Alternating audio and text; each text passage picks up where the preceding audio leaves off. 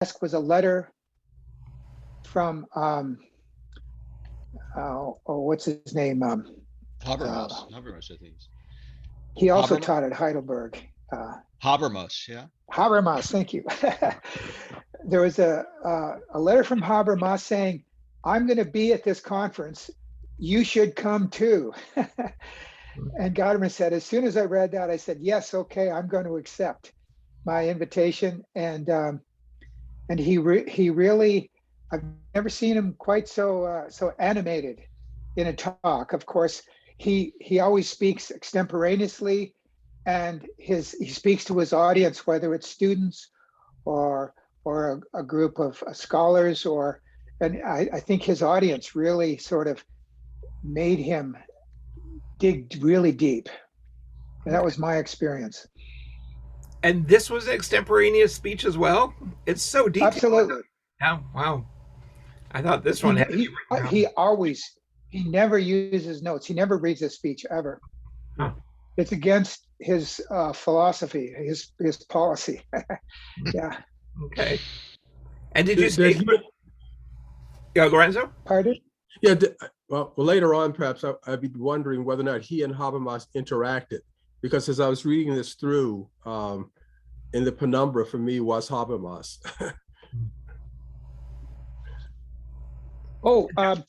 Yeah, sure. And Habermas spoke. And as a matter of fact, here's the publication Yeah. of the entire conference, and there's some discussion in here as well. And actually, this is how David, I sent this to you about 8 months ago, I believe. Oh, really? Yeah. And I remember you sent me that. I just didn't make the connection that's what we're doing. Yeah, exactly. Yeah.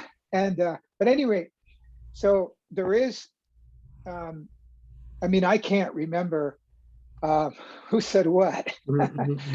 but it was pretty amazing. And Habermas, I remember here, I never heard him speak, and here's a guy has a lisp and a very heavy German accent. And I thought, how's this going to work?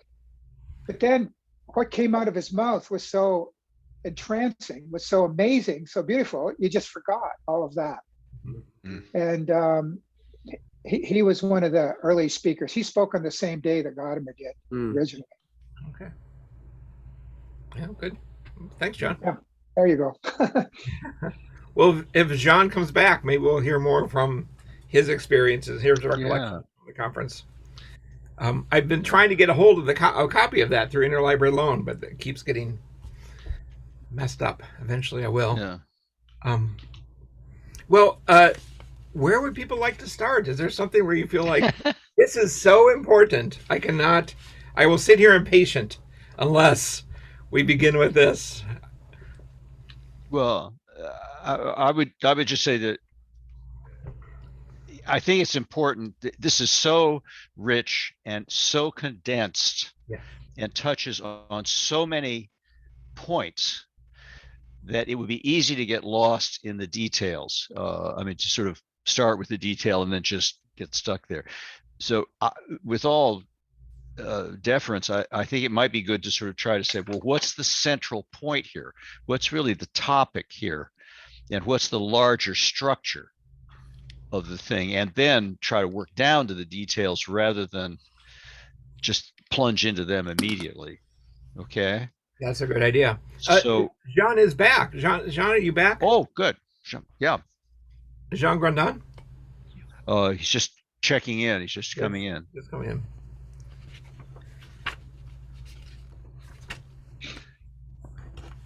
Maybe not quite yet.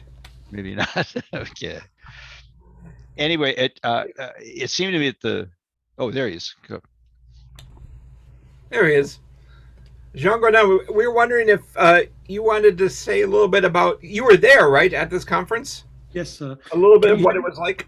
Can you hear me well? Absolutely. Yes.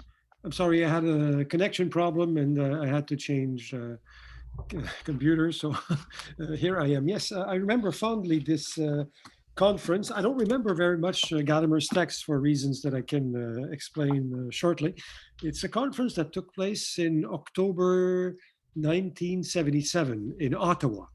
It was organized by Theodore Geritz, who was professor at the University of Ottawa. And it had a formidable cast of speakers. I mean, you had Gadamer, of course, who did the keynote address.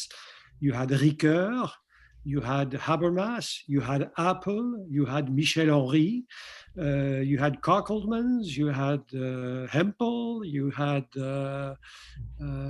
I'm probably forgetting, I mean, the biggest philosophers of the time were there. And the theme was Rationality Today. It was a weekend conference. It started on the Friday evening and ended on Sunday. And Gadamer did the keynote address on the Friday evening. He read a text in English. Oh, okay. At the time, the text was read in English, Rationality Today. And we have the German text that served as a basis of this text, which is nearly identical. I checked the two texts, and nobody remembers anything about the conference because about the lecture because it was very hard to hear Gadamer. The microphone was not very loud, and he was reading an English text and. Anyway, I have no recollection of the conference itself. There was no discussion after Gadamer's keynote lecture because it was a keynote lecture. There was a reception. There was a gathering of all the people in attendance after the conference, and people got to know one another, could chat. People like Habermas, Apple, Ricoeur were jet lagged because they came from Europe for this conference. Gadamer was already in Boston College. He had given a lecture in Montreal 2 days before in French. And I can assure you that at that time, his French was better than his English. And so there was no discussion.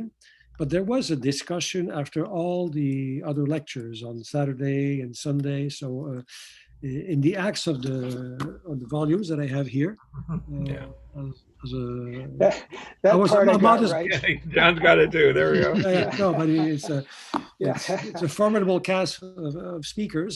There are discussions after all the lectures, and Gadamer takes part in those discussions. And I mean, it's a forgotten art to publish the discussions after lectures, but that used to be done for some proceedings of conferences back then.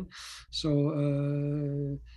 it was great to see Gadamer in that setting. He was 77 years old, and it was the second time I saw him. I had met him in Montreal 2 days before. Okay. And for me, the conference is memorable because I had a chat with Gadamer the following morning when he was alone and rested, and told him, spoke to him about philosophy and. So this is the setting. So this was a thematic conference on rationality, and Gadamer did provide a text called "Rationality." What's the title? Historical transformations of reason. The German says rationality in Wandel der Zeit. So this is what I remember of the setting. It was a basic, very interesting conference.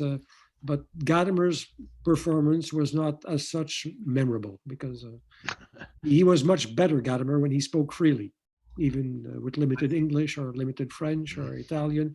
And that's what he liked to do. But in that setting, and he preferred to read the English text that was provided to him, that we have in front of our eyes. Good. Great. Thank you. So Donna suggested that maybe we try to just give an overview of what happens in this text. Is anyone up for the job? Well, I was thinking. Oh, go ahead, please. Well, I just he states several times on page 9. There's one of these statements of it, and we get versions of it at various points, where he says, "In any case." This is the middle of the page. the heritage of philosophy that is entrusted to us forces us to break through this self-created system of self-reproduction of mankind. And so I'm sorry, it's the next paragraph especially. All three of these answers, he says, try to mediate. We need to raise again and again the question of the logos, of the rationality of being itself. And the answers try to mediate between the Greek heritage and the rationality of the modern method to gain a rational view of what is, which reserves to the expansivity of modern sciences its privileged but limited place. This is a theme that runs through all of his thought, but his idea is that modern science has produced a conception of rationality which is different from and a challenge to the Greek tradition. And the question for us now is, how do we reconcile these? What do we make of this? What is the position of philosophy in the light of these two approaches to rationality? And I think that's the core of it that he keeps coming back to. And so the larger structure is, he talks about Greek rationality for a few pages, and then he talks about scientific rationality for somewhat more pages because there's more to say there, and then talks about attempts to come to grips with, answer this modern rationality, and then finally concludes with his own view, which, as usual, he doesn't develop very much. He just sort of brings it in at the end, tantalizingly, and you keep wanting to say more. But I think that's the larger structure. So there's Greek rationality, and then the various approaches to scientific rationality, and post-Kantian, largely, or outside that, attempts, as he says on page 9, to address this question, to answer this question of the rationality of being. Okay, at least that's the way I see it. So I don't know, others may have other views of it. Just a technical point here. When you say page 9, yeah, which page 9 are you referring to? Well, if you look at, okay, so here's the printout of that we were sent, the sort of scanned printout, and you will see that every so often it says original page. Okay, that page 9. Okay. What precedes that mark, original page 3, what precedes that is page 3 in the version printed in the rationality volume. So if you follow the original page marks to page 9, original page 9, okay, original page 9, and then back up to the preceding page, you see, you will see, I don't know, and it is not my function to risk prognosis. You see that? Is everybody, like, this is going to be a little bit complex, because if you give a page reference, we're going to have to know which version you're reading from. If I may, he's reading from the text that you have, the green book that you have. Yeah. Okay. 9 in that volume. This one. Good. Yes. Okay. And the scanned version that we were sent has the same pagination. It's just that the pagination is inserted in the text. It's not at the foot or at the foot of the page or at the top of one of the pages if you print it out. So I can ignore the scanned version. You could. Good. But if people have read that, it's sort of wherever you put your notes. Where have you scribbled all your notes? Well, I have many tiny notes in the margin here. But I was taking page 9 just as one statement of something which he repeats. He restates it several times in the course of the essay, and it is, how does it stand with modern scientific rationality in relation to the heritage of the conception of rationality that begins with the Greeks? What do we make of this? Where does philosophy stand? Because philosophy itself is the science of reason. So, you know, where are we with this? And then the conclusion sort of states his answer. Great, thank you. I'm sorry. It seems to me, I mean, that's the way I read it, but you know. Yeah, we're clear now. Okay. Yeah, I think I agree with what Don said. It strikes me as it's kind of a genealogy of modern Western rationality. where there's a connection between the Greek rationality and scientific rationality. Okay. But what really struck me is that the account he gives is extraordinarily close to an account you'll find, let's say, in Dialectic of Enlightenment from the Frankfurt School. And except that what he does with that is what distinguishes them, and which is also interesting now to see what he does with it compared to what Habermas does with it. But it seems to me it's like a genealogy of modern Western rationality. Yeah. And I would think that there's quite a difference, a huge difference. I'm going to make the point between Gadamer and Habermas in this regard, and because Habermas does not, as far as I know, I'm not an expert on Habermas, but he does not try to, heal the split between reason and he does not try to sort of deconstruct the fundamentum in concussum, which is basically the most geometrico, which is the Mathesis universalis of Descartes, Leibniz, right through to the late Husserl and Kant.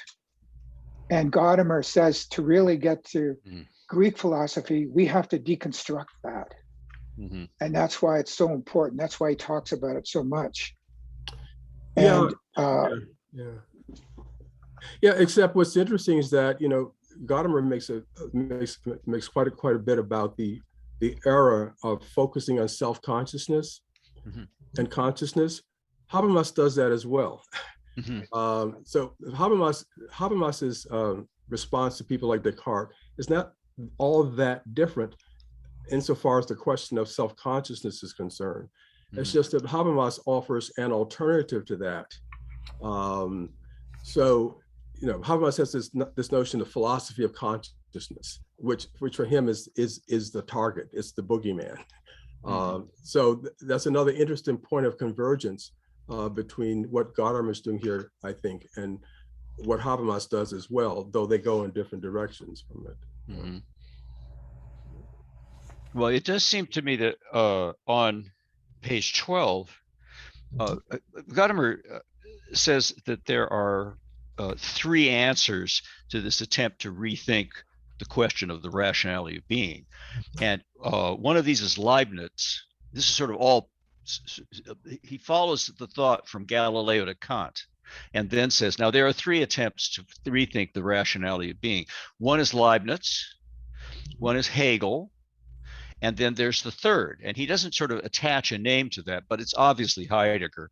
And it is, as he says on page 12, can reason, this threatening and threatened excellence of man, be adequately defined by starting from consciousness and self-consciousness?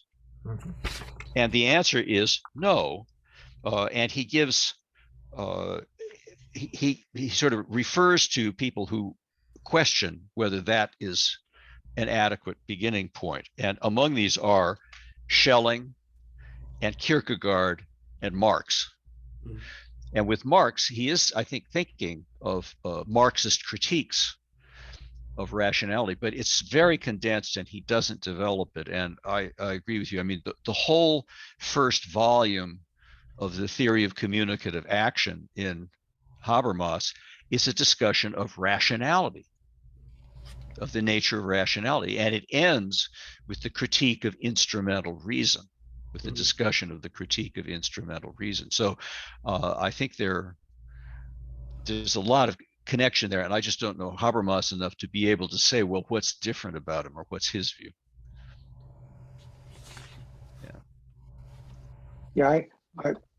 I've looked in Habermas to try and see if he went where Gadamer and Heidegger went, and I couldn't find it. But I think that he doesn't. That's and that comes out here, in this as well. But I'll just hold back. But fair enough. I think that's like Gadamer agrees with the unity of reason and being, of like the rationality of being. And I don't think Habermas would agree with that.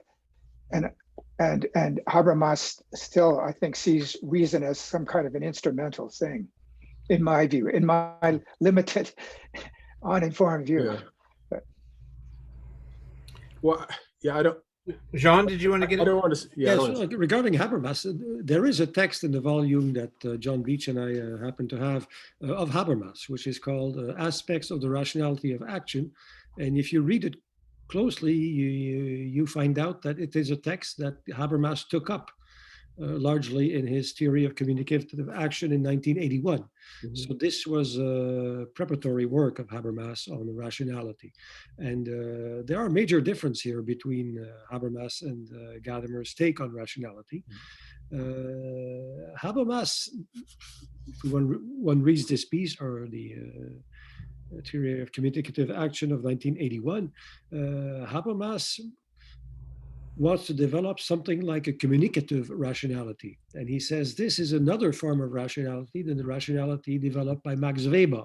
Mm-hmm. Max Weber, who is the starting point of Habermas in this volume, only knew of the Zweckmittel rationality, the best means to achieve a given goal. You know, this is what one can call, as John Beach recalled, instrumental rationality. And the whole gist of Habermas is to say, no, there's another form of rationality, the rationality that comes from the best argument, from consensus and so forth, the Habermas that we are all familiar with, that is not that different from the Gadamer of Verständigung, Gespräch, and all that. There's an agreement between the two. But I think the difference between Habermas and Gadamer, to speak of Gadamer here, is that Gadamer goes back to the Greeks. And in his text, he tries to sort out what is rationality for the Greeks. And he singles out, rightly, two main concepts for reason in the Greeks, logos and nous. And logos is the basic concept. The logos, he recalls, is a mathematical structure for the Greeks. And he thinks that the first to develop this concept of rationality were the Pythagoreans, and Plato would have followed in his footsteps. And the idea here is that rationality is something that is independent from consciousness, independent from the I. And this is the idea that Gadamer wants to, in my opinion, wants to rediscover at the end of his text.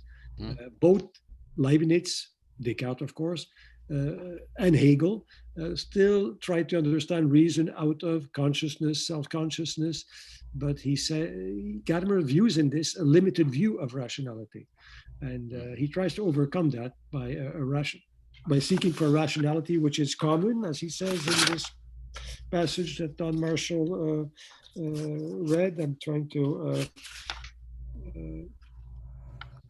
page 12 in the English text, if we can read that. Mm-hmm. But that is exactly the question, page 12 in the English. Page 12. Mm-hmm. 12. Can reason, this threatening and threatened excellence of man, be adequately defined by starting from consciousness and self-consciousness, as Leibniz and Hegel did?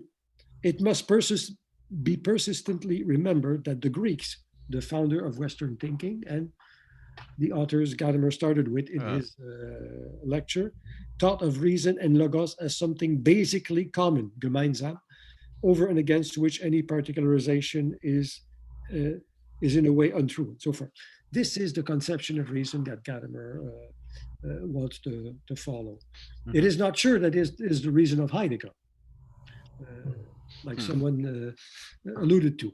Heidegger helped us to overcome this idea of consciousness and self-consciousness, but it is not sure that Heidegger wanted to rediscover the notion that reason is defined by its commonality, what is common. Actually, Heidegger wanted to get rid of reason. As he said at the end of his, the famous end of his essay on Nietzsche, reason is the biggest enemy of thinking. Die größte Widersacherin des Denkens, or something like that. So Gadamer wants to conserve this notion of reason, rationality, very much so. Very interesting. So this is my view of the Gadamer's argument and his differences and points of agreement with Habermas. So my go ahead. If I could just add to that, I agree with that, but I think when Gadamer refers to overcoming modern subjectivism, I think that is what he has in common with Heidegger, and Heidegger showed the way, and Heidegger showed the way that we have to deal with the subjectum or the fundamentum in concussum in order to deal with that. And that gave Heidegger his access to the Greeks, or gave Gadamer his access to the Greeks, which Heidegger never really had. And so I agree with both what you said, and I think I do agree that he went, I agree with what you say on that, but nevertheless, Heidegger did open a gate, which Habermas did not go through, open a door, but Gadamer did. My question about what Jean said is that I'm wondering if the three approaches were trying to mediate between the Greek heritage and the rationality of modern method, and two of them fail because they started with the ideas of modern method and consciousness and self-consciousness. Is Gadamer trying to mediate, or is Gadamer just trying to return to the Greek heritage? Mm-hmm. A fair question. Well, if I could just briefly give my take on that, is that he is doing both. He is returning. He's saying there are things about reason, about the ration, about the, even in Parmenides, about, being and thinking that are identical, and, that our modern idea of subjectivism splits apart. He said, that's solid. That's true. We can go with that. But you have to be able to extract reason from this modern, Cartesian mathesis universalis that grounds itself in mathematics. You have to be able to show the limits of that.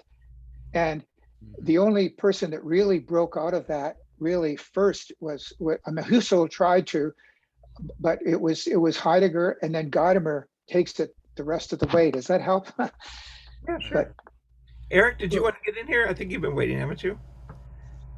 Yeah, this goes all the way back to Don. You're kind of raising that, like, shouldn't we get to like the thesis of the work here and then work into the details, and appreciating the discussion going on here about like subtle similarities or shared concerns between Gadamer and Habermas on the critique of instrumental reason. I think for me, and maybe this is something to talk later, but I did want to ask everybody, given Gadamer's pushing back against the hegemony of instrumentalized kind of notions of reason and science, how do I, as a teacher in a classroom, talk about this sort of stuff under the conditions of anti-intellectual science from Trump supporters, right? Because there are legitimate critiques of contemporary healthcare services, for instances, with the inequities of treatments for minorities in the US, things like this, right? There are legitimate critiques of scientific industries. But when students read Gadamer talking like this, I mean, they can pull out these one-liners and go, see, Gadamer's against science too, right? Like there's this, right. That's something that's in the background for me in reading this, because I want to be able to speak this way with Gadamer and kind of the critique of the hegemony of instrumentalized scientific inquiry, right? But also at the same time, not allow that to be assimilated by kind of anti-science. And so these phrases, I think, Don, you pointed to it, or someone pointed to it, that we need to make sure that science is put in its proper place, right? Like egocentrism and science, like they have a place, but the problem is that it starts to take on this kind of, this is all reason is. is just that. And so that's and I was connecting with what you were getting at, Don, is this broader question on how do you teach to people who are primed to want to be anti-science, especially right now? It's true. Heidegger has a simple answer for that. He says, if someone speaks about an anti-scientific attitude, one must first ask him if he knows what science is. And this is why it's so crucial. Don mentioned What is a Thing that Heidegger wrote. It's so crucial to see what science really is, ontologically and metaphysically. To put it in its proper place, right? It's not about totally demolishing this aspect of our lives, but it is about pushing back against its hegemony. Correct. Exactly, Eric. Well, I And thought, he says that's an arrogant. He said that's what we're fighting against, because just that's a very arrogant presupposition that the hegemony of it.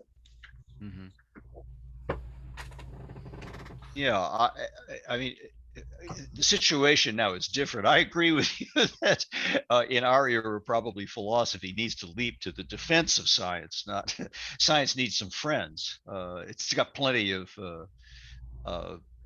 oblivious enemies. At the same time, on chapter 12, I mean, to Jean's question, I think that whole paragraph in the middle of chapter 12 is his response to this. I mean, he's saying the Greeks founded Western thinking on something that was basically common as opposed to consciousness. And he thinks that's even true of Hegel, because in spirit, self-consciousness is recognized by all of the other self-consciousnesses, so that spirit is actually a social concept, not an individual self-consciousness.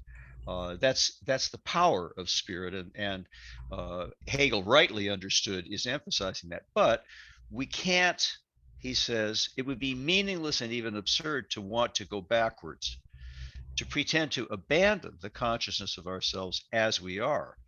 But that's not what's at stake. At least I hope that's not what's at stake.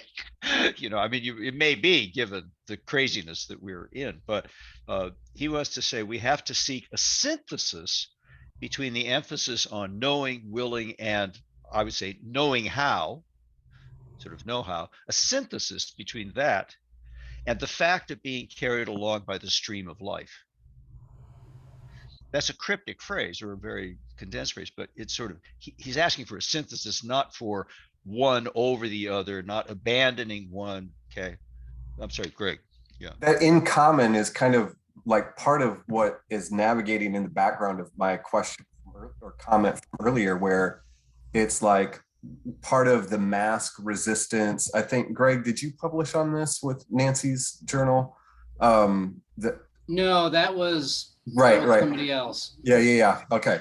But that issue of masks and vaccines, like this common good, like thinking about what's in common, not what's private. Yeah, but to go back to your question, Eric, about the pedagogical opportunities here. I mean, I think that COVID actually presents a kind of good opportunity to explain what the Gadamerian critique of science is and what it isn't, because I think you see lots of un-Gadamerian critiques of science, people critiquing it for the wrong reasons. But I think you also see some of the attitudes towards science that are precisely what he wants to critique. So you've got some people who cares what a scientist says, right? Scientists are just making stuff up. That's clearly not Gadamer's idea. But it seems that you also have, maybe on the other side of the kind of culture war, sometimes the attitude that, like, well, look, scientists should just set the policies, right? Like I know our governor in Illinois, early on in the pandemic, whenever he was asked for like his justification for, okay, why this policy rather than that one, it was always, well, that's what the scientists told me to do.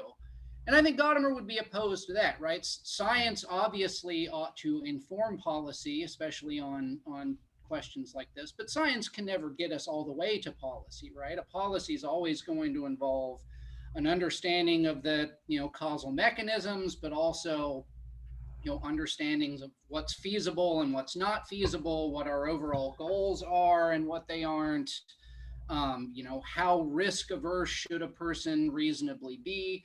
None of those are things that science has any particular insight over any other discipline on. They can tell us what the risks are, but how those should be balanced against other sorts of concerns. So I think you can kind of position Gadamer as being in between these, like, no, absolutely, we need to listen to what the scientists say when they are answering scientific questions, but we need to also recognize that not every question is a scientific one. And in fact, any sort of question about how we live is necessarily going to involve more than just scientific dimensions. Yeah, and also we need to focus on what are those scientific questions, because there are a number of competing questions within science. I think what Gadamer highlights is that we need to focus on that as well. Like what Andrew's highlighting in the chat, where Gadamer's recognizing that the questions within science changed too, like the transition, I think Andrew pointed out, from Newtonian to quantum physics. And at one point here, I can't find it right now, but Gadamer says that, like science, well, he says it all the time, science is method, and that confuses us. But he means that, if it's always a means towards an end. And he says that the ends today are assumed to be self-evident. And that's because we have no philosophy, so we just, and that's because philosophy has been killed, is dead. And so that's where that might add to the distinction as well, that remark. Well, I think that's where on page 13, I found this passage on page 13 very difficult and very confusing, limits of my knowledge, I'm sure. But he talks about the sort of 20th century challenges to Hegel, when he says the young Hegelian critique was renewed in our century. And then he goes on to speak about a variety of forms of this. On top of 13, there's a sort of immediacy. There's this, and the immediacy is facticity, beyond all conceptualizing. So this was kind of the young Hegelian critique in the modern version, one which would restrain the claim of the concept in favor of the decision. And it's actually the factic concrete decision. So he's saying this isn't decisionism. It isn't just the arbitrariness of, well, I'm not going to trust the scientists because I don't want to. I'm not going to wear a mask because I don't want to. I don't care what the scientist says.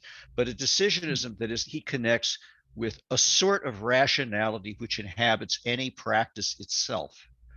So this is his theme of practical reason. And when he says about this, that practical rationality is the primacy of practical reason over mere theoretical reason. And in that practical reason, the end inhabits the activity, which constantly has that end in view. So this question of a kind of rationality that involves pursuing ends, but pursuing ends in a rational way, not just I fire the rockets into the air where they come down, is not my department, not that kind of attitude. That's sort of what he's after here. And he then talks about Aristotle's practical philosophy. And so it gets very complicated, and I don't follow the details, but I think that's where he's trying to respond, to take up that challenge. And I would think that, Don, I would add that for Gadamer, splitting off the regulative part of reason from the constitutive part of reason is not the answer. That's where we are today. That's where people today say, well, for real truth about what really is, we go to science. But for like what we should do and how we should maybe act and behave. And that's okay. That's practical reason. That's philosophy. But Gadamer is, that's the spot we're in. That's when Kant split reason in two. And although he brackets, Aristotle's thing before he says that, but so I think that's not it's not an answer to just to make philosophy. That's how I would respond on to what you said there. But yeah. Well, I would like to hear what Nancy say more about what she said in the chat, because I thought that was really interesting and is very pertinent here. If I could ask you, if I could request that. Oh, I'm just referring actually to a paper that I wrote called "Is It Really Yesterday's War?" And it's part of in response to Eric's comment, like that I find students, particularly in nursing and some of the allied health disciplines as well, that they're always going for a bifurcation somewhere between the natural sciences and the human sciences. And Gadamer actually has a way of bringing those together. And so that paper was my attempt to try and do that. And that's just a quote from it, where I really tried to use the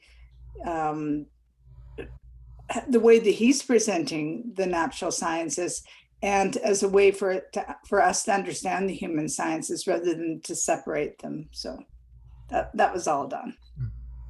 It's not particularly profound. Oh, I beg to differ. I think that's very important. Very important. Like what questions are these statistics that we're bombarded with even answering? Right. Yeah.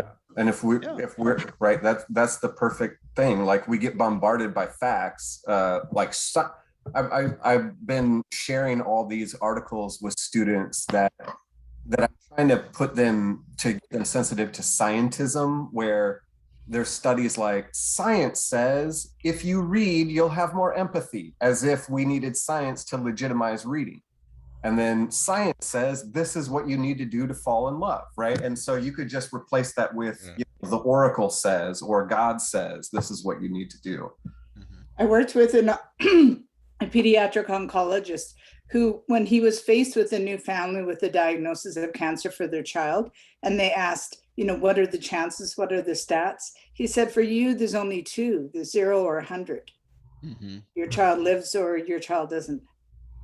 And I mean, that's kind of the cold hard reality of those kinds of facts. But there's other facts that lie somewhere in between that really matter. Mm-hmm. I was just thinking sort of pedagogically, Nathan, for that, given that quote from Gadamer, which I think is in the first chapter of Philosophical Hermeneutics about statistics and what questions they're answering, that if you use an example like the correlation, say, between race and crime, you get a certain set of statistics. But if you ask a different set of questions, say socioeconomic status and crime, you'll get yet another answer. So the statistics you get will depend on the question. And the question you're putting is shaped by your prejudices. But of course, that was right. I think Gadamer has that. Yeah, exactly. Yeah. I guess circling back to David's original question about does Gadamer want us to go back? And also, I think it was Don, you mentioned this section about neo-Marxism.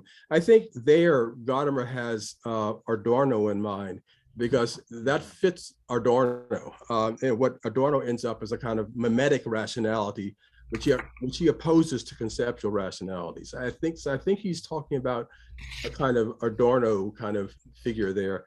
But right, he does say, Gadamer does say we can't go back, even though we're shaped by that legacy.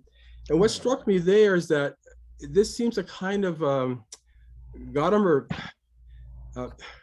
inviting us to engage in a kind of second order hermeneutics.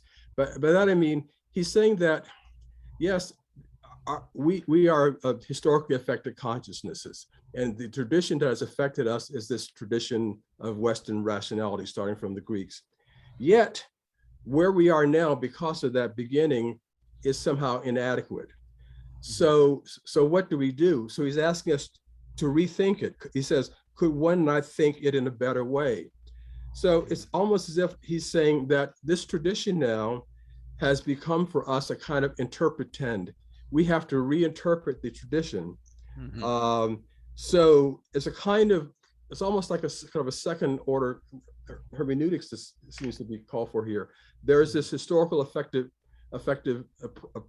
process whereby we are the consciousnesses that we are, but we are now called upon to reflect upon the very foundation of who, what it is that it's become us in a way, which is so the meaning of that tradition is sort of up for grabs for us in a way. Is how I read that. I'd like to respond to that if I could. Yeah. I would say very much so for Heidegger, because Heidegger looked at the whole tradition. He was, he saw everything pretty much in terms of Aristotle. But Gadamer is saying, no, there's something in the Greeks that we can't blame, or something in us that we can't blame the Greeks for. And something that Heidegger did not see in Plato. And I think that like the unity between thought and being, for example, which Gadamer thinks is legitimate, and we can like bring that forward to inform us today. There's a sense in which that can help break us out of the subjectivity which we're destroying ourselves. The fact that we are gods, that we're in charge, and that we're in control. It can break that control. And but Heidegger never quite got there. Heidegger, he was so imbued in medieval thought and Aristotelianism. He thought that the whole tradition we need a new beginning. But that's not Gadamer. Gadamer's saying, no, the beginning we got is fine. We just got to break, and the current classical scholarship has no idea how to do that. They can't read a sentence of Gadamer and understand him. It's amazing because of that. Okay, well, that fits with what happens at the very end of the essay too. Yeah, that's what I was. Messages. Yeah, yes, Eric, go ahead. We're going to speak to that. Eric, you're Okay. I'm just unraising my hand. Oh, you got it for me. Okay. Yeah. So Lorenzo and then John, when you were talking about this, like Gadamer kind of pushing this reflection that kind of retrieves or revives the Greeks in a whatever redeemed way. I don't know, right? Revitalizing it. Where at the end, like page 13 into page 14, where he says, keeping open the outlook into the whole. And so, John, it was like it's almost like you're saying by the whole, he means tradition. I was thinking that by the whole, he meant like the entire whole, right? Or the question of being. So, and then later in that paragraph, he talks about together with the religious tradition in which we stay or which we encounter as tradition, where others are staying, reason has this capacity to somehow reinvigorate tradition. That tradition has this sediment orientation, whereas reason is the effort to kind of revitalize it or innovate within it. He even uses this phrase, rational creativity. Or the right? That wasn't right. Yeah. Red flag. I'm not crazy about that translation, but I think you're right. At the end. Yeah. And to put it this way, the question is, what do you learn from the Greeks? I mean, if you study the Greeks, you can't just go back to the Greeks. That doesn't make any sense at all. We can't just return. We have this heritage of consciousness and this sense of ourselves as agents who have to act for themselves and in their own responsibility. We can't give that up. But the question is, what are we? Who are we really? Is that all we are? Are we isolated individuals? No. So the lesson we're getting from the Greeks comes out in the phrase on page 14. Each experience that breaks the egocentrism of the individual, to break the egocentrism of the individual, yes, I have to have personal responsibility, but it's not just radical individualism, and what breaks the egocentrism of the individual? Experiences of recognition, solidarity, love. Now, what are these experiences? Well, one is language itself, but language understood the way Wittgenstein and Heidegger, and I think he thinks they're very similar. There's a lot of overlap there. The thing about language is always a totality of language. Everything we say is against the infinity of language. It's a mysterious phrase, but that's what he thinks it is. There is not an isolated word. There's no single word. You don't take a word and then add another single word and add another single word and string them together. That's not how language works. That's why there can never be a first word, as he says in various places. The first word already implicates the totality of language. Okay, so that's language is one experience. Art is another one, which tends to break through that egocentrism. And he says religion is when the three he names, really interesting, are language, art, and religion. And I found this quite fascinating. But this is what we need. Now this is the contemporary question that faces us. This is the question that we have. And when we turn to the Greeks, they can help us think through this issue. In fact, they're indispensable in our thinking through this issue, because turning to the Greeks is itself breaking through the egotism of thinking, I have my question, I will come up with my answer all by myself.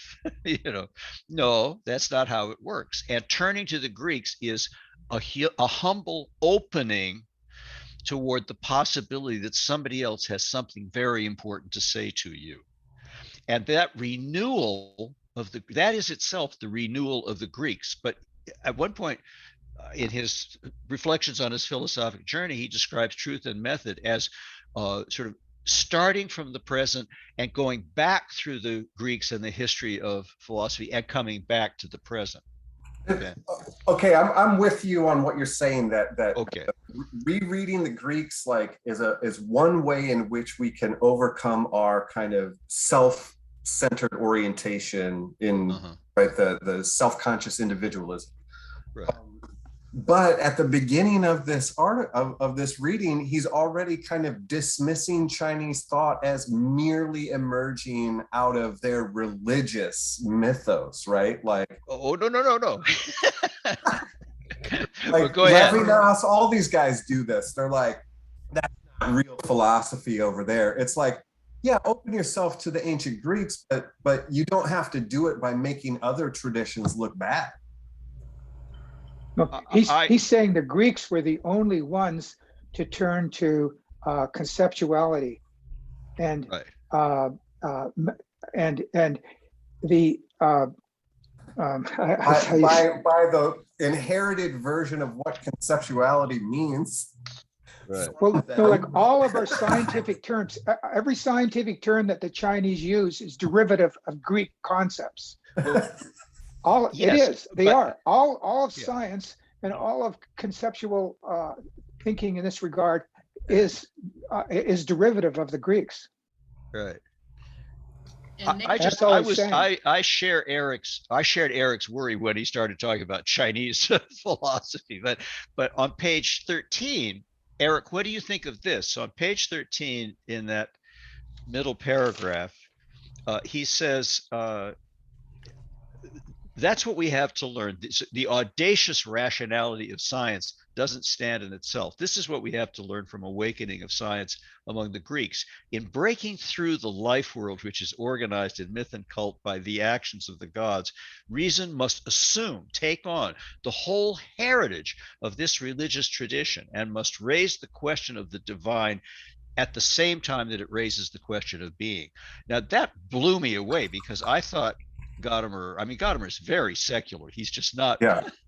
Not. He says, "I'm not a theologian," but it is. But he's saying it's the question of divine simultaneously with the question of being. That I think it is. You know, that the shift into conceptual rationality with the Greeks did not invalidate the mythic religious background, It was a transformation and a development of it. I think which that's what we he's can saying. recognize, which for me, like doing comparative study of religions, we can recognize that happening in most cultural traditions, right? Like Exactly. the Buddha's teaching, and then the Abhidharma is the philosophical reflection on the right. Yes, Right. so you can And see that conceptual emergence in most cultural transmissions. Right. And that's why on page 3, he says that we have to, this is the fate of all philosophy, the task of philosophy, when they try to retrieve by thought the fundamental questions of mankind which have been opened up in the religions. But it doesn't mean we abandon those questions. The religions were right to raise those questions. Those are the questions that remain. We just have a different way of now approaching those questions. So I don't think he's suggesting that we should drop religion or dismiss other people's religion. And that's why when it says opened up in the religious, I didn't like that. He says in the religions, plural. Each religion raises these questions. And philosophy has to take on that heritage, not dismiss it. Precisely. And Aristotle even tells us this. He even says in book Lambda, somewhere in the Metaphysics, that we've, the latest knowledge has confirmed, what the ancients told us, what the epic poets told us. It's confirmed it. And that's the way the Greeks saw it. And Gadamer says, this is why he always says it's important to study other cultures, definitely, because to try to break the hold that the modern form of rationality has on us. So I agree with exactly what you say, Eric, and Don as well. I think and it's oh yeah, okay, I'll shut up. And no, you captured it right, Eric, when you said that philosophy takes what is in religion and articulates it and conceptualizes it. And I would also say that the Greeks had no word for religion, neither did any of the other ancient polytheistic. They didn't need a word for religion because there was no line between the religious and the secular for them. Anyway, okay, I'll shut up. I was going to say what concerns me about it is that rationality in the story gets connected exclusively to conceptuality. Even when he says there are limits to conceptualizing, he doesn't. The fact that religion has been put aside from areas of rationality doesn't come back then. It seems like, well, there's religious beliefs and then we can conceptualize them and now we belong to the sphere of rationality. But then we realize there's limits to the sphere of rationality. But then the religious beliefs at the start don't get to appear again with as another sense of having their own form of rationality, which we then have to understand as on the table with scientific rationality or ancient Greek rationality. That's what I find odd, is the way that religions are pushed aside from the realm of rationality, even when he recognizes the same thing that's moving religion aside has its limits. But I think that's see, Greek rationality does not move religion aside. That's the thing. It dwells. It's perfectly. That's a myth. Classicists are feeding us that myth. The Greek philosophy does not reject, nor does Galileo and modern rationality reject the medieval religious stuff. And Heidegger points this out. And what is the thing? He said it's only because the natural knowledge didn't have its own ground within the Mathesis Universalis, within mathematics itself, that it was theology was given a priority. But once the mathematization of nature came into its own, that wasn't opposed or that wasn't rejecting necessarily. It was just, that's the way it happened, if that makes sense. Did I hear somebody else trying to get in? Greg was trying to get in. Greg. Oh, Greg. Well, yeah, I mean, I was just going to say that I think precisely because he doesn't think that rationality is the be all and end all, because he thinks it's limited, That's why it's not dismissive for him to separate religion from rationality, right? I take it he's through most of the essay, at least, although he at the end he broadens it out some, but through most of the essay he's using rationality in a somewhat narrowed sense, the way it's typically been interpreted in the Western tradition as science and conceptuality. Now, ordinary, you might think differentiating religion from rationality is a diss on religion, but I think Gadamer's whole point is that no, that's not a diss on it. That would be a diss on it if rationality and science and conceptuality were all there is, but precisely because that's not all that there is, because those things are limited, we need something other than, scientific conceptuality, and that's precisely what religion gives us. So I don't think it's supposed to be setting aside or dismissing at all when he says that about religion or about Asian traditions of thought either. It's just a distinction, right? These are otherwise than kind of scientific conceptualization. In a sense, the pre-Socratics saw themselves as theologians. They were giving a higher, more exalted explanation of the divine. And the same with Plato and Aristotle too. So, but this is not what we get from classical scholarship at all. But this is Gadamer's view, because I studied this with Gadamer. I'd like to, if I may, I'd like us to look at the last paragraph. Didn't William have something he was going to say? I thought, a hand up? Sorry. Yeah. Thanks. I was just going to say, to me, Gadamer's trying to bridge these conceptions a bit. Like if we go to page 6, where he says, thinking is a brightness which shines up in being itself, visible as a light which spreads into the darkness around, by which things reach a sort of transparence through numbers and proportions, as orders in the heavens, and among people and in everyone's soul. That is rationality, as we would call it. And we ask what it is, what appears in everything and at the same time in ourselves. And to me, I'm wondering, at the end, it was comment before, I agree, he doesn't go into a lot of detail at the end. It would be nice on his own views, but it's how maybe we can take this conception up and apply it more dynamically, because to me it sort of bridges different ways of rationality, even quasi-religion, and a connection to the cosmos. And it's just a question of how Gadamer maybe brings that dynamically back into his own thought. What page was that on again? Page 6. Well, page 5 actually. Page 5 on the original. Is it 5? Oh, okay. Page 5 actually. Pardon me. Yeah. Thank you. Okay. Yeah, and I'd just like to add, it might help that he uses the word thurathen there when he says by the door, and that's the word Parmenides is in fragment 1. He uses it twice.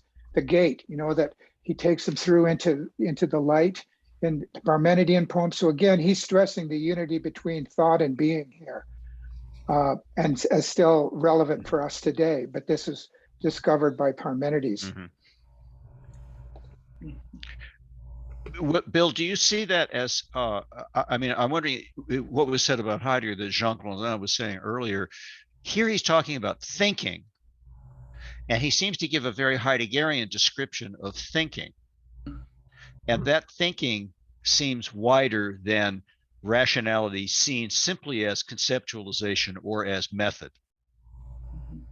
So is that, do you think here that he is trying to, as we were saying, as Greg was saying, he doesn't have a narrow conception of it. So when he says religion is not rational in the conceptual or methodical scientific sense, that doesn't mean there isn't thinking going on there, and thinking of the highest importance, thinking that is fundamental to what it is to be a human.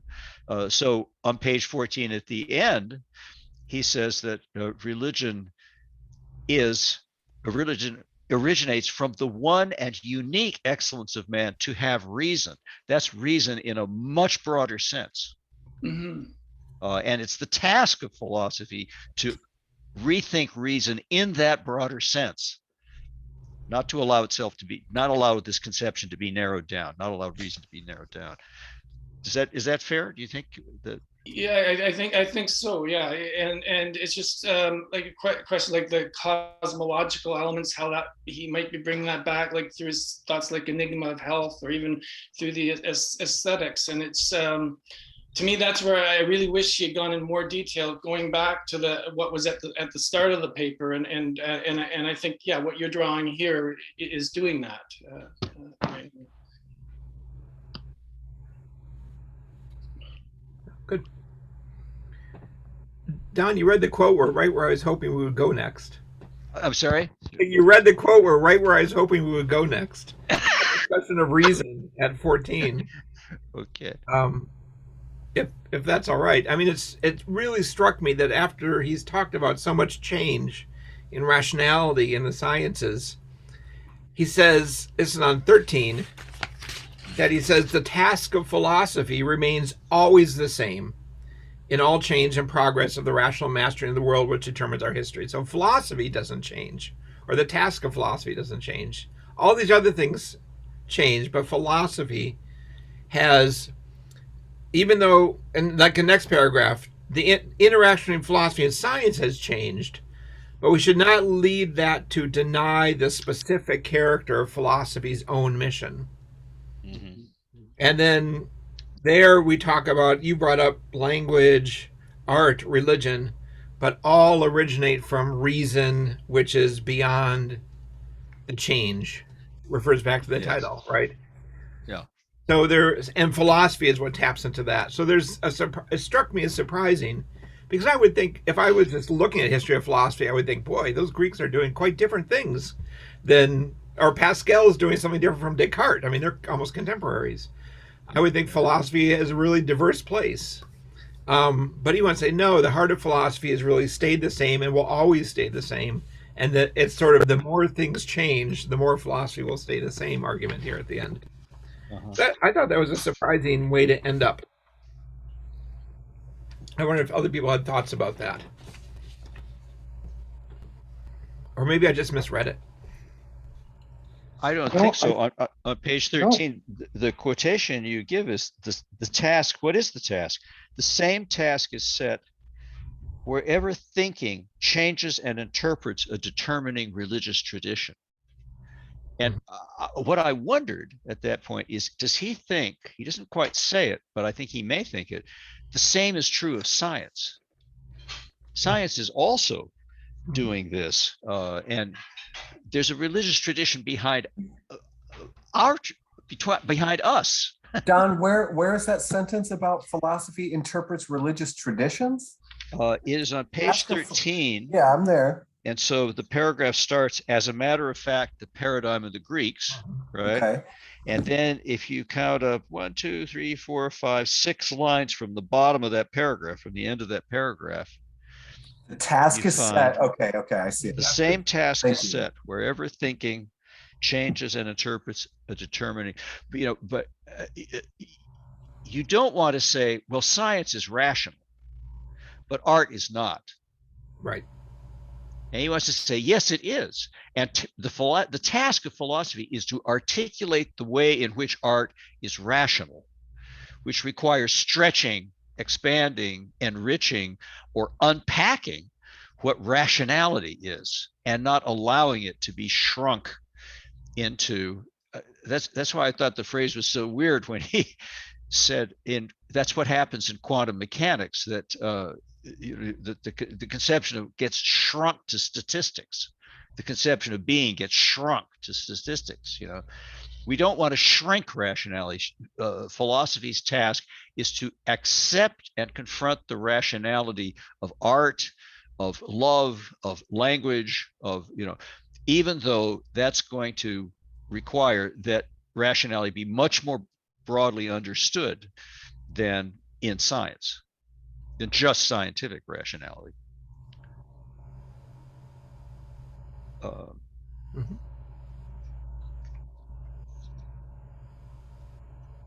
That's perfect, Don. Well, okay, but then that last sentence, that's why the last sentence gave me fits, and I don't know that I did a good job at all trying to make suggestions, but this philosophical thought will participate thoughtfully, thinkingly, in all the different forms of the human practices of reason. Vernunftübung, a strange word. I mean, Jean Grondin can perhaps shed light on Reasonable word. activities, right? Reasonable activities, yeah. But it's sort of, the Übung is practice, but it's not the same as praxis. I'm not sure how Übung and praxis would differ from each other, but it's a Vernunftübung, reason practice. So not creative. I don't know. I don't dislike the word creative or something, but all of the different practices of rationality, all the different ways in which we are reasonable, and these include art, religion, all of these things. And rationality should be more broadly understood than science or art, but also more broadly understood than Western rationality, which makes back to the connection to the Chinese, I think. Oh yeah. Yeah. Well, there's a certain, I'm going to defend the Greeks here. There is a certain rationality that we have from the Greeks that if we didn't, we wouldn't have science at all. We wouldn't have technology. We'd be an entirely different culture, an entirely different civilization. And is that coincidence or is that necessity though, right? Like, besides, that's not incompatible with other forms of rationality. Yeah. Yeah. Anyhow, so yeah. I'm not saying that like I'm not preaching some kind of Western chauvinism or something. I'm just saying that this is where a certain this is where science comes from, and this is why we rule the world, and why the West rules the world, and why the rest is going to destroy the world too, probably. Well, the rest of the other religions are going to join in and help us. But I'm saying that Gadamer sees something in the Greeks that still stands today, and in order to see the limited nature of scientific rationality, to really cut through it and realize how sort of shall we say hollow it is, you've got to read. I think you have got to read what is called Thinking by Heidegger. You've got to read it with understanding and carefully to really see, because I think Heidegger, although he misses what happened in the beginning with the Greeks, he certainly gets, and Gadamer credits that the fundamentum inconcussum of it's not Descartes' words. This is a Heideggerian gloss. He credits that with opening his eyes and giving him access to the Greeks, even though Heidegger never did it. But he said that understanding what Descartes did, which is that unshakable foundation, which made everything starts all over again. And of course, Heidegger projected that back into the Greeks falsely, totally. But nevertheless, it's Gadamer is still a Western man, and he's still preaching, what we can learn from the Greeks, what the Greeks have to say to us, and what we need to learn from the Greeks if we're going to make it. Yeah, we're going to survive. Yes, but he also says, this is in chapter 1 again of philosophical hermeneutics, that we shouldn't think that reason is fragmented just because there are multiple languages. And I think that's relevant here.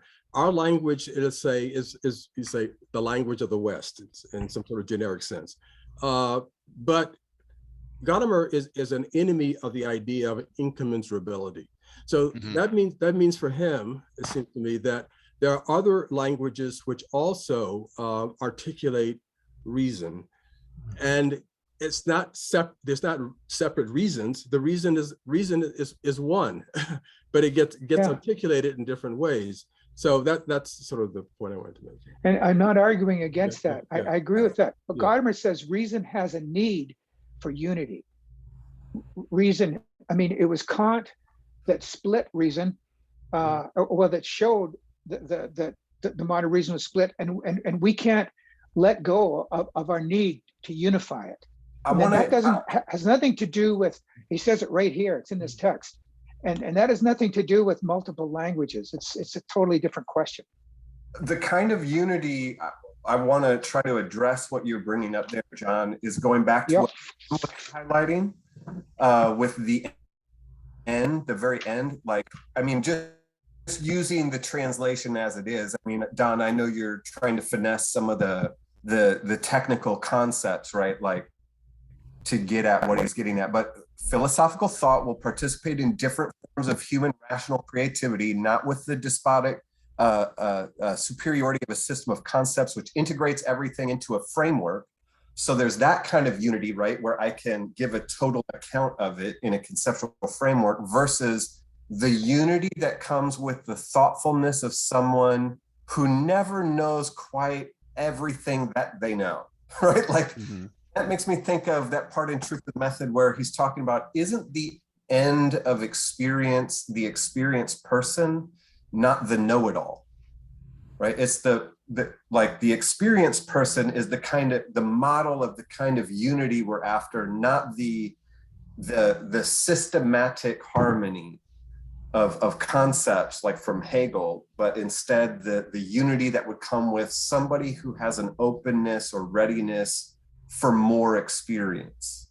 And so that kind of unity to me like suggests coalitional thinking, like that we see among many activists that are trying to work with multiple, areas of oppression, like disabilities, feminists, all of these things working together. That sort of unity rather than, I don't know. I don't know now. Now I've talked myself out of it. Well, on page 8, fair enough. That's Gadamer says nobody gets the last term. That's the last word.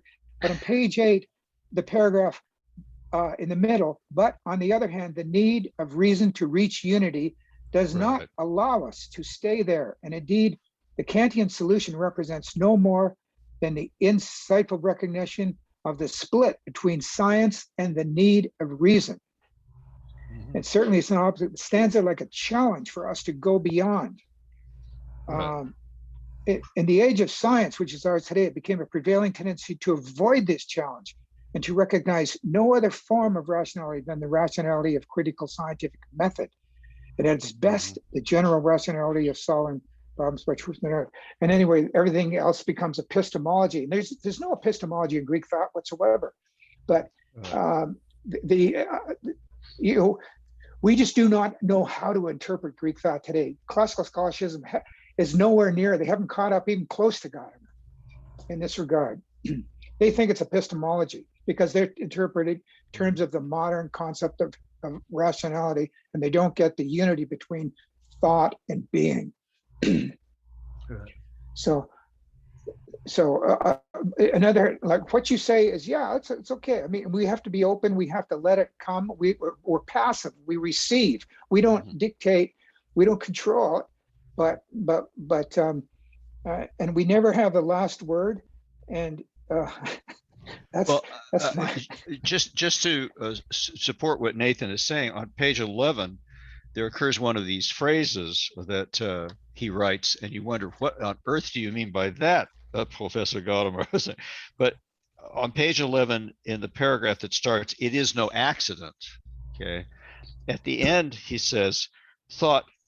For Hegel, I mean, he's thinking of Hegel here, thought has to turn itself to the determinations of appearance as such and to grasp time and space, nature and consciousness, spirit as rational and irrational concepts. Yes, that's what we do. We try to think things through in rational concepts.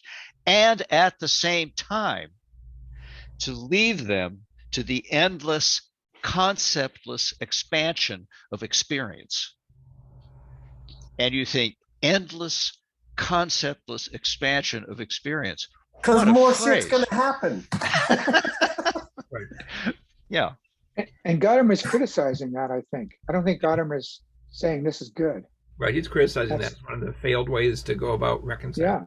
Yeah. Well, he's not, I mean, okay, bad things happen, but his point is experience is endlessly open. You cannot capture it and anticipate it through concepts and foreclose the possibility of something happening to you which was totally unexpected. And Cannot do that. that's where I get confused about the unity at the end, right? Like, Yeah. how is openness to new or revived or revitalized old things, right? It doesn't have to be new. It can be like a reinterpretation of the Greeks, whatever it is. How is openness related to unity, when what I think of, right, when I try to conceptualize unity, I think of conceptual systems that are like whole, right? Like take puzzle pieces, you put them together, and now you have a whole puzzle, right? But how is, it's hard to think of a disposition toward learning. And even when I think it was it Ted that was talking about, there's a way that we can distort the notion of fusion of horizons in Gadamer by making it as if there's this synthesis of two separate horizons, when the word is really about melting kind of the rigidity of your horizon. So this tendency to think of unity as putting things together rather than unity as this openness to more. Yeah, Hentosopan, Heraclitus says, according to which everything happens. And Sophocles, or Socrates, he doesn't say it. That's not the quotation he gives here, but Socrates says, you can refute me, but you can't refute the logos. There's a unity to the logos. And that is there for us to be open to. And there's a unity to the all and to the whole. You were talking about this earlier, Eric. And that's why Gadamer says you got to go to the beginning of a beginningless beginning to get the whole too. But there is that unity, and that's what philosophy always strives for. And that's what philosophy is always open toward, is that unity. It doesn't create it, it doesn't enforce it, it doesn't manufacture, it doesn't produce it, but it is open to it. One of the things that I'm not completely comfortable with is the way that Gadamer talks about, and John, you talk about this way too. Gadamer talks about that we're forced to return again and again to the question of the logos, for example.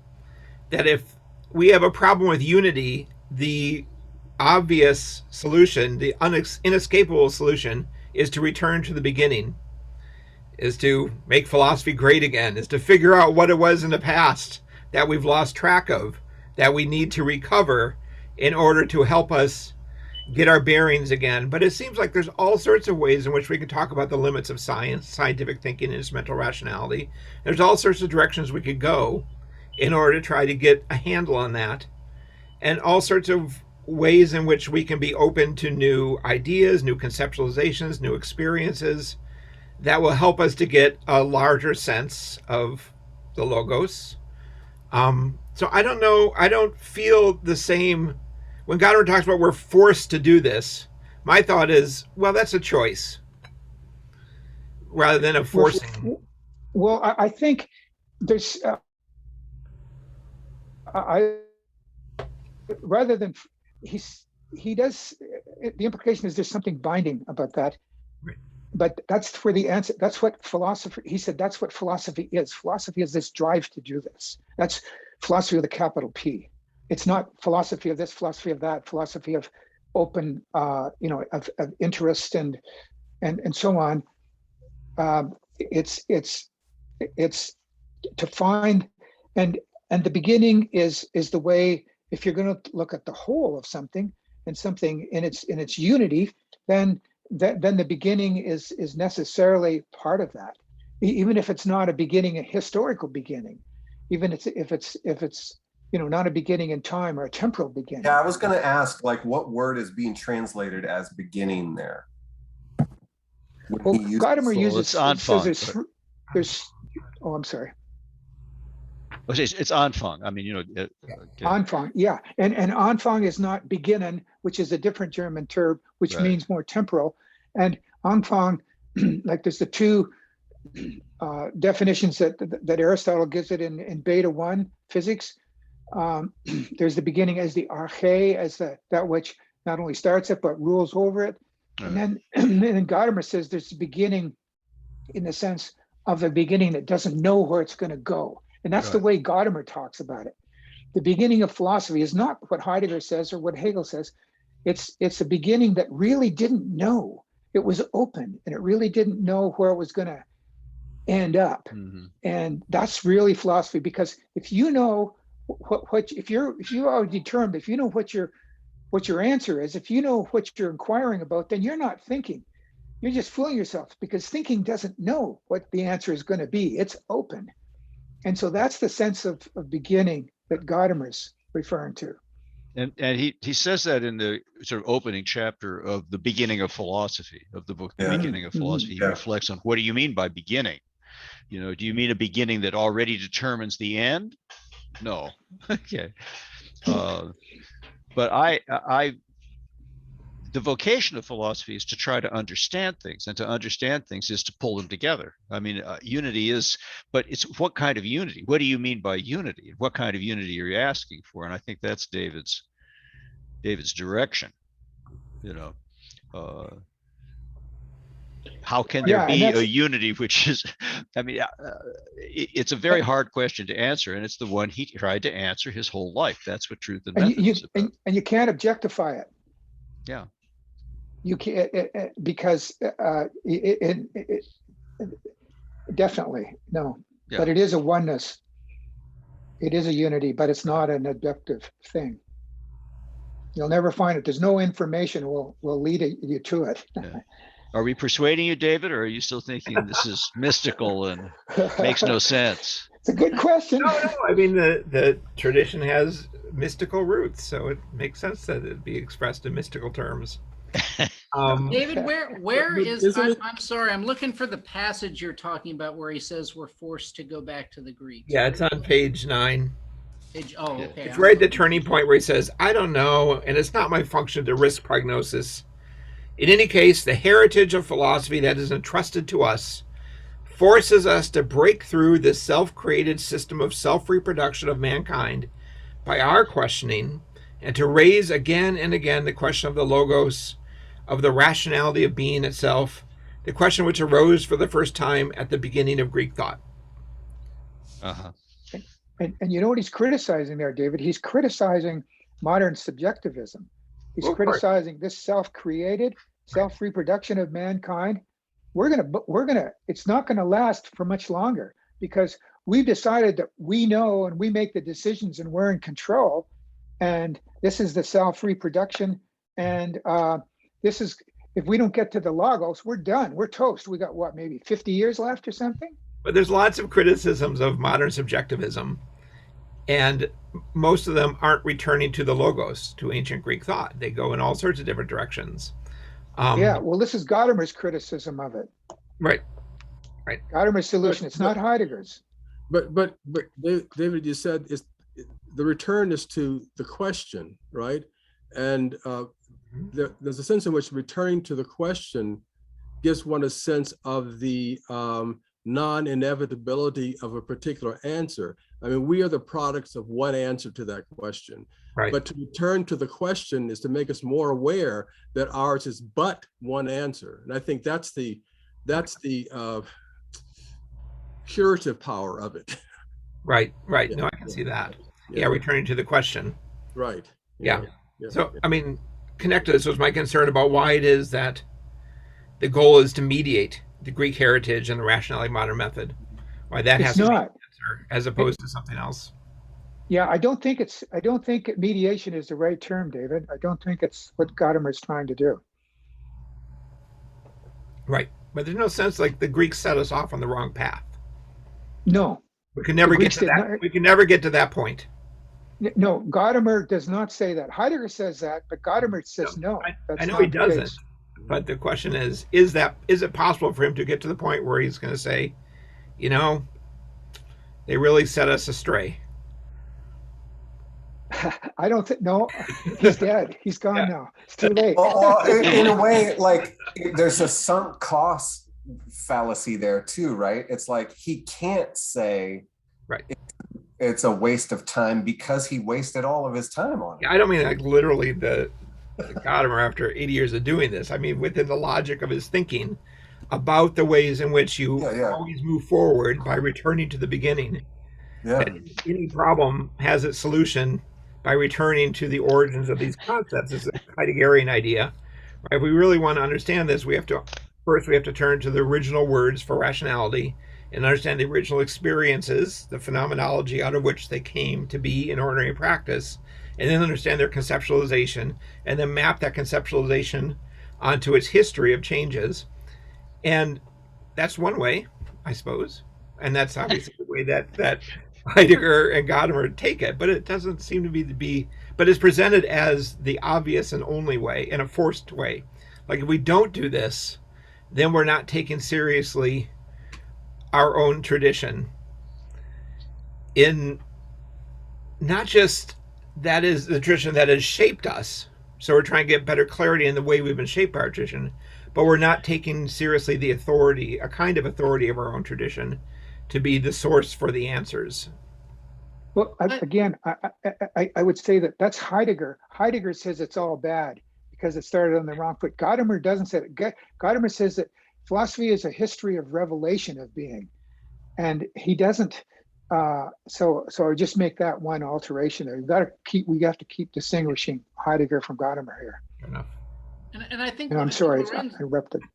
I think Lorenzo's point's exactly right here. It's we're going back to the questions, not the answers. The idea isn't, oh, we need to all think about these things exactly like Plato and Aristotle did or whatever. It's that, look, the trajectory we've been on grew out of a particular question.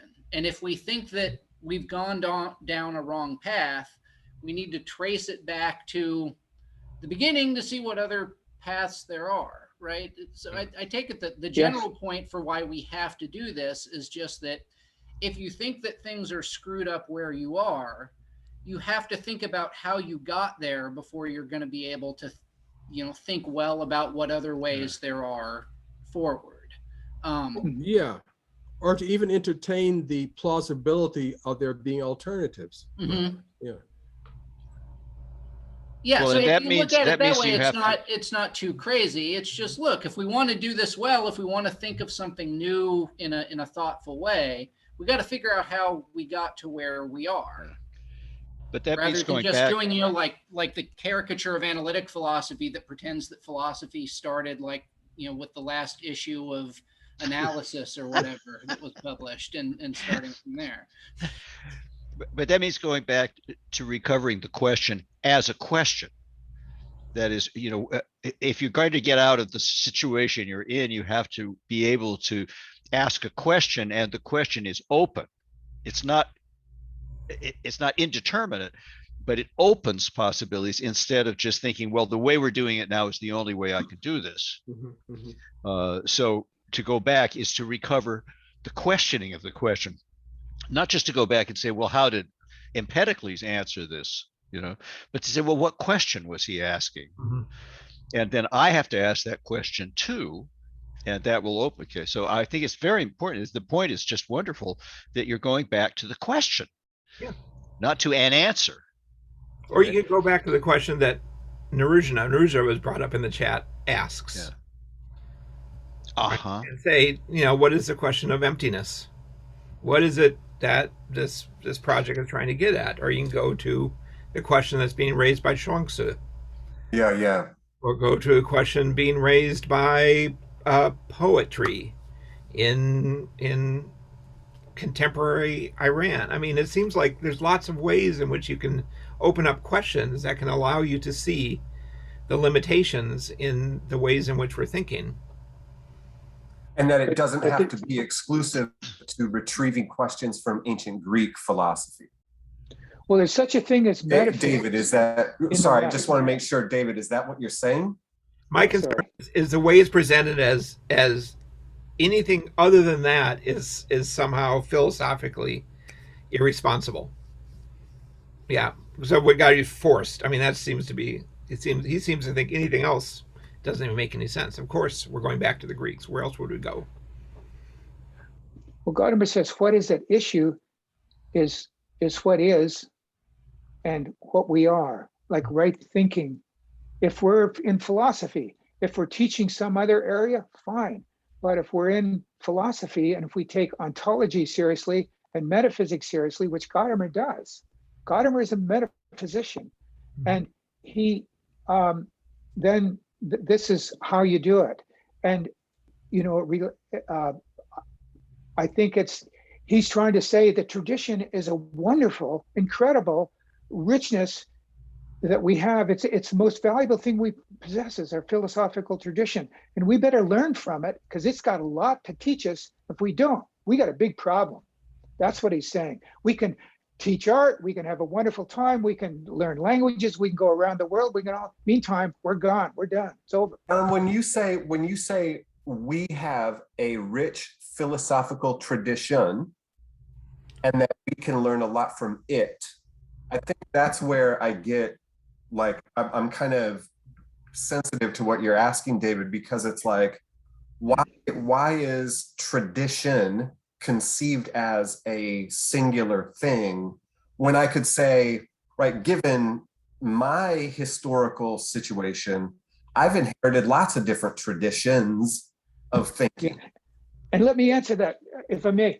I did a master's degree in Eastern thought, and for the last 25 years, I've spent a few weeks at a yoga ashram in the Bahamas.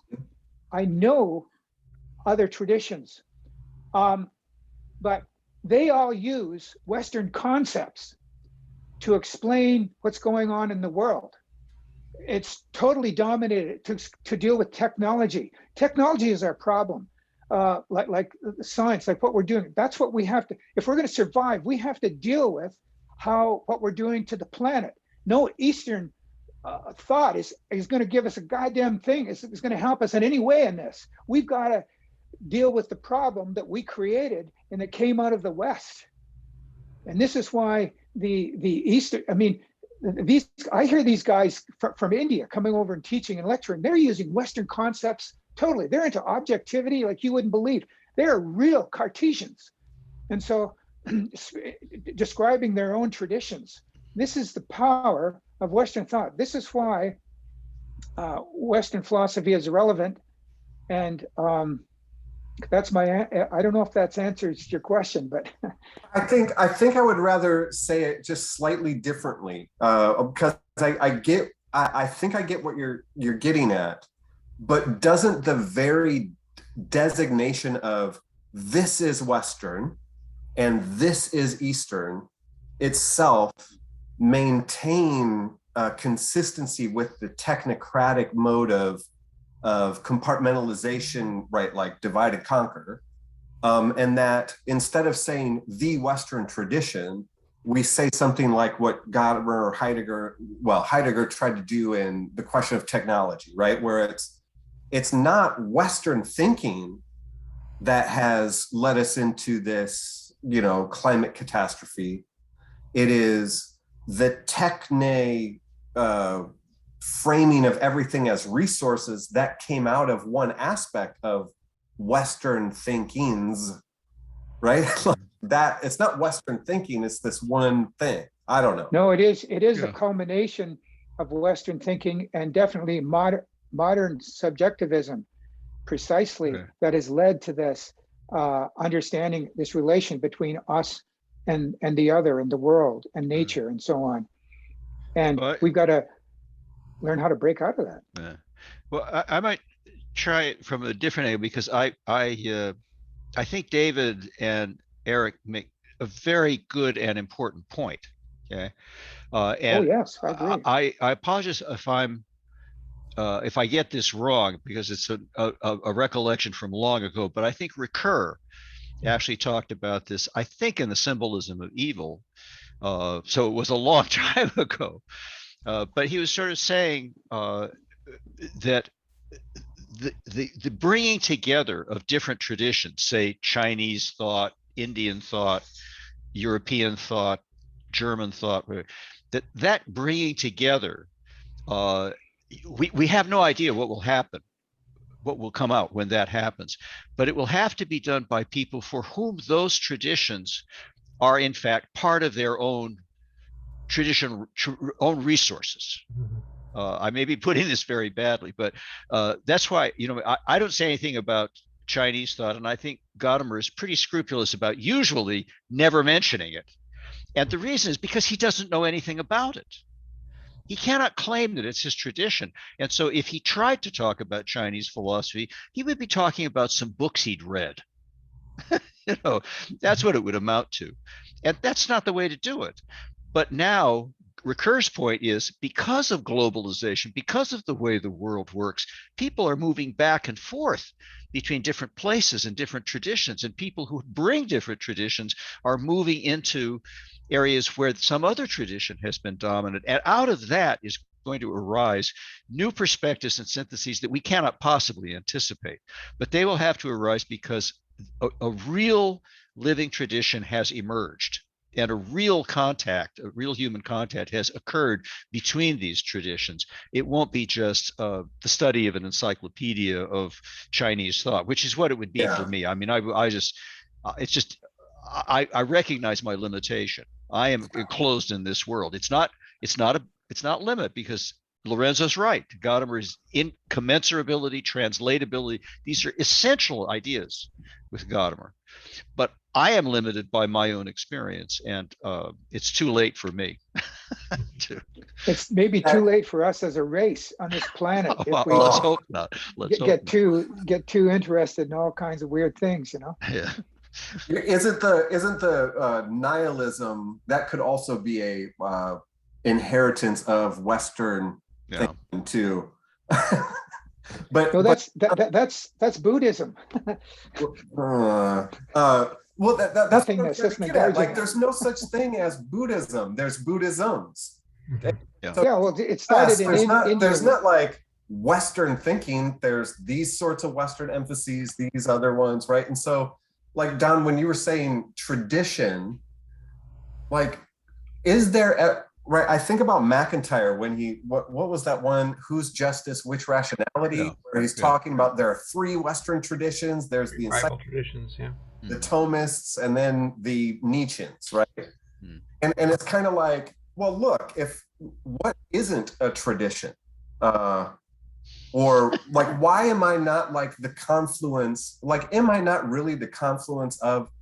And this gets us closer to what I think Crenshaw's doing with intersectionality, like the idea that, I mean, she's looking at it from the version of ways in which the accumulation of different kinds of oppression and privileges demarcate people's social setting.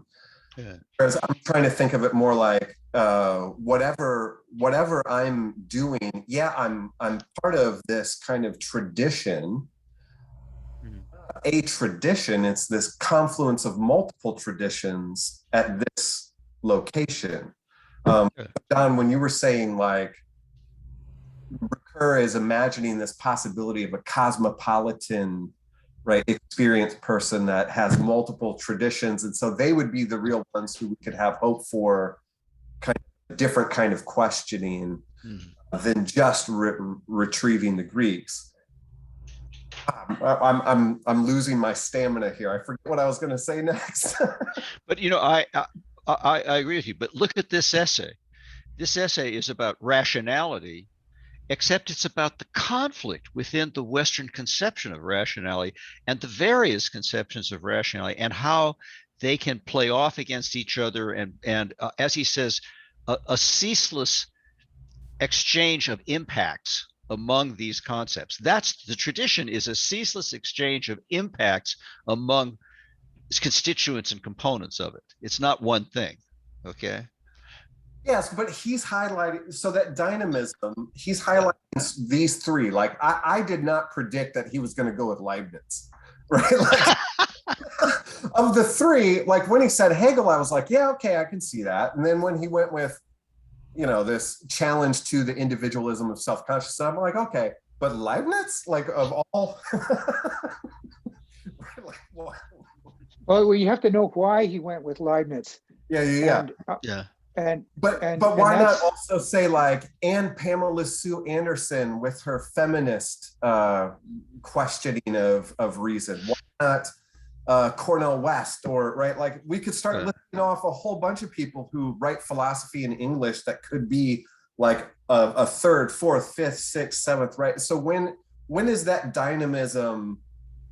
That's the tradition. Now, this one voice, that's exceeding the limit or boundary of the tradition.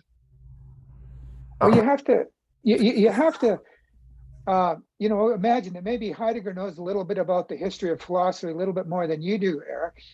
And you have to take a little bit of, you know, authority here that he may have some insight, and you have to try to follow out why he's saying what he's saying. It's not easy. He's just going, like, we're just getting a bunch of peaks of icebergs here. We've got to go down into all these underwater bodies of stuff to find out what's really going on here. And that's why it's the most, you know, difficult, probably complex thing that Gadamer's ever written that I know of.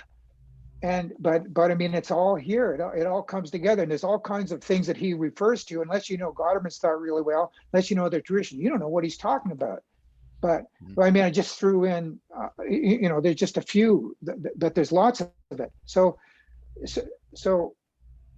what I'm saying is that we have to open ourselves to think, hey, wait, maybe we don't know as much as we think we know. Maybe we better, you know, maybe Gadamer is right here. Maybe we should give him the benefit of the doubt. That's all I'm saying, and try to understand what he really means. I think that's what I'm trying to do, right? Like what I'm doing is not trying to criticize Gadamer as much as I'm trying to say, I, as a reader, want to make sure that because I'm really talking to you all using words like the tradition. Because I don't hear Gadamer, right? Like, I'm not sure that Gadamer means tradition as this is the tradition, and if you bring Nagarjuna, that's outside of my tradition. Yeah, no, he doesn't think that. He has two different words. He uses Überlieferungen for what things that are passed down to us, things we've inherited. And then he also uses the word tradition, and he uses that for specific traditions. Like he'll talk about the Romantic tradition, or the tradition of pietist thought, so there's all sorts of traditions. And then there's Romantic and pietist and these sorts of things. These are all Western traditions. Sure. And then there's what's handed on to you, what you've inherited. Yeah, and then if you say the Western tradition, it's like there's no difference between pietists and romantics. Well, Gadamer says there's two. Get Greg in. Greg? Isn't it just the case that in order to talk about anything, we have to generalize a little bit, right? I mean, everything is different from every other thing in some way or another. And if we just get down to the level of absolute particularity, then like we can't talk anymore. So when we talk about the Western tradition, we don't mean that this is some like monolith with no difference in it. We just mean that the things that are in this tradition are more similar to one another, or at least connected to one another in a certain way, that they're not connected to things in, you know, the Chinese tradition or the Indian tradition or whatever. So it's not, and they're connected using to the us. definite article doesn't entail that it's monolithic. It just contends that we can kind of group things together over here, and they're connected in a way that other things over here aren't. And it's always kind of fast and loose, but we have to do that in order to be able to talk. Right. And it's connected, they're connected to each other, but they're also connected to us. Mm-hmm. So I could not say that, there comes down to me from the Confucian tradition. I couldn't say that because that's not my tradition. It didn't come down to me. Okay. So I have to work with what came down to me. Now Eric is fortunate. Maybe he has had other things have come down to him. Okay, good for you. I wish that they had come down to me, but they haven't. You know, so I can't speak of the Confucian tradition in the same way I could speak of the Greek tradition. And I would just add that Gadamer says there's two of the greatest periods of Western philosophy are the Greeks up until Aristotle, not Hellenism at all. Drops right off the map. Yeah. But it's the Greek tradition, basically Plato and Aristotle, and German, German idealism. from Kant to Hegel. Those are the two greatest. He said they were operating at higher, more precise, articulation than we are today. And I would say that. And the other thing is that what's Gadamer all about? Effective historical consciousness. Like, what is in our language? What says language? Like, where does the concepts that we understand ourselves, where do they come from? This is what it's all about, is understanding what dictates how we think. Like, not saying we are forced to, but what forces us that we don't even know that's forcing us. That's what we need to find out. That's what we need to uncover and dig out. And that's why studying tradition and studying the history of philosophy is important. I feel like I opened this door, so I should find a way to close it. Can I just say that, Arabic thought has been incredibly influential on the Western intellectual tradition, shaped heavily medieval interpretations and appropriations of ancient thought through medieval theology. Obviously, algebra, most of mathematics has its roots in the Arabic tradition. So as we trace back, we have to decide, well, is this ultimately has its roots in Arabic thought, or does it have its roots in Greek thought, or does it have its roots in Indian thought? And these are just sort of, but these all I'm trying to say is these are actual questions that we should, absolutely, rather than simply it's automatically this is the story. That's all I want. Absolutely, but and how much of Arabic thought traces back to Greek thought? Some does. So it's very complicated. Again, we could push this further, but Gadamer he has 10 pages here. He has a keynote address at a conference. Yeah. He's talking about rationality. There's just so much he can do. But still, Plato learned everything from the ancient Indian philosophy. I know this. No. We're not going there. Maybe. Anyway, I'd like to think that this whole side discussion is connected to the themes of this essay, the way it's set up, and the way he comes to an answer at the end about what philosophy truly is, and the way that the true essence of philosophy helps us deal with these differences of rationality as they unfold over time, and specifically here as they've unfolded over the West. And I think he would say, including as much variety of theories, accounts of rationality as you have, philosophy still has this essential and defining important role that doesn't change, to try to bring them together and see the big picture. Is that fair? I think it is, yeah. Mm-hmm. So it's ultimately openness to these things, not an exclusion. It's approaching 4:00. Are there final thoughts? There's something that we got so carried away on that. We took that at things that you just thought. I can't believe we're going to stop without talking about what happens here in this section, or what he says here. Another place.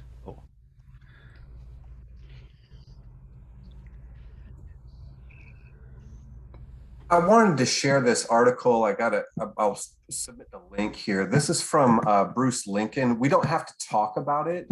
It's just, he has this great analysis of the, I don't know if that'll come up for y'all. Hopefully it will.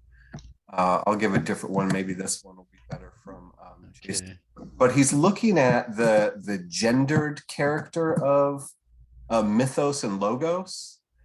And he has kind of a suspicious reading of Plato, and that emphasis on logos, that it's actually that logos was associated with women's discourse and mythos was the authoritative discourse, and that somehow like once the kind of democratic move starts to happen, you can't use the voice of authoritarian mythos anymore. And so people like Plato represent this move to assimilate what was women's voice to making it a man's voice. And now all of a sudden being reasonable, right? Like women are called irrational. Anyway, I just find this to be a really fascinating kind of etymology of these terms that Gadamer and Heidegger, when he does talking about the word logos, they don't really talk about the gendered quality of the terms. And it was nice to see this as a supplement to what Gadamer's talked about. Good. Yeah, thanks, Eric. Yeah, these are the references. I mean, you can get the references here. I think you have to use your own library's resources to get through JSTOR and find the article itself, which looks really interesting. I will follow up these references. Any other final thoughts?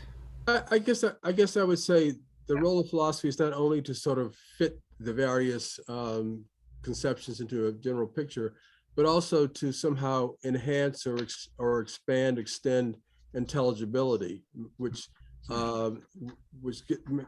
gives it more of, in a sense, of a practical function as well. That it's sort of like the fusion of horizons on a meta level in a way. That's sort of the role and so this unity we've been talking about, I don't think is something that's there waiting to be discovered for Gadamer. I don't think that's the way to think about the unity. It's rather something that we approach as we continuously expand intelligibility or something of that sort. Okay. Yeah. Do we have thoughts about what we want to read in the future? We had equal votes for this and hermeneutics as practical philosophy. Very good. We would do that in 2 months. That's a classic. I don't think we've picked up sort of a classic reading that we've read many times and gone back to it with the group and said, okay, what more can we discover there? Maybe it's also one that we teach regularly too. It might be helpful to talk it over again as we think about how we might teach it. So hermeneutics as practical philosophy. I like that. The practical philosophy part here, I really felt I needed help with. Yeah. So I'll send that out with another email, scheduling the next meeting in 2 months, mid-October, at some point, a week after NASP. NASP will be October 7th through 9th, either in person or hopefully in person, if not online. And so I hope you all can, if not, come. And Lorenzo's book is going to be featured at NASP. There's going to be a session on Lorenzo's new book on hermeneutics as critique. So now you have to come. We should point out, David, it will be on, even if it is in person, there'll be an online version of it. Right. Yes. So exactly. if you're not able to make it to Grand Rapids, you can still join online. And we'll have links for that on the NASP website. Absolutely right. Okay. Yeah. Thank you, everybody. Thanks, everyone. So helpful. Thanks for coming. Yeah. Yeah. Bye-bye. Bye, John. Thanks. Bye. Bye.